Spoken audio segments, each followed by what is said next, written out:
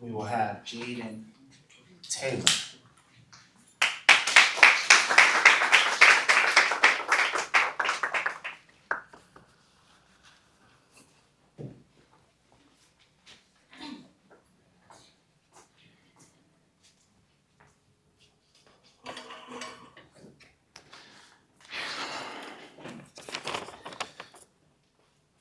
It's taxing.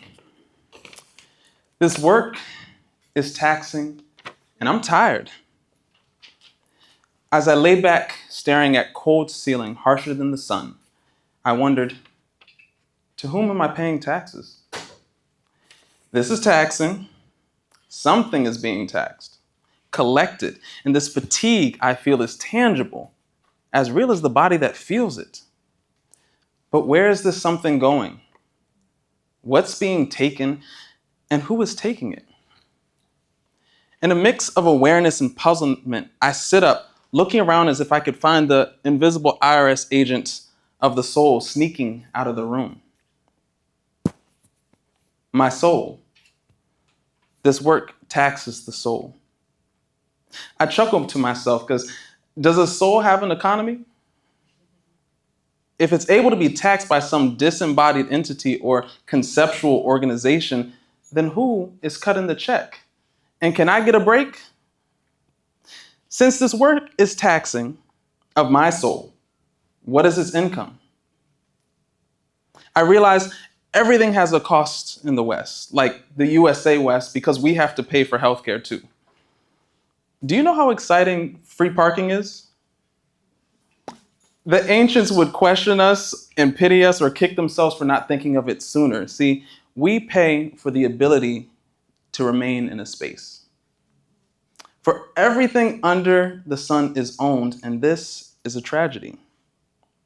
I once stood at the shore of the bay, something I sought when my soul's cry was to be let free, and there we stood, looked, listened, remained longer than I felt I should, than I felt allowed to. The quieting worry of my parking meter faded with the sound of the waves, confined though as I was between backyard and boating club. And there we lingered, observing and fading together, a quiet camaraderie with distant memories of what space once was. And there I filled my lungs. For the first time in a long time, I can hear them do so. Bathing in the sound of quiet, I felt cords untangle, tensions release, and with each permission to remain a little longer, my confines slipped off. One final thing, a final realization, a final barrier to cross. I took off my glasses. And as the world became abstract, clarity was able to embrace me unhindered by the constant demand of constant focus. There was nothing between me now, and in that I found as a feather or string falling to the floor, gravity was pulling me to rest. This was the world God designed for us to be in. This dimension the Lord crafted for our everyday. I'm finally outside, God made meeting God made. And with that, its resonance set my flesh at ease.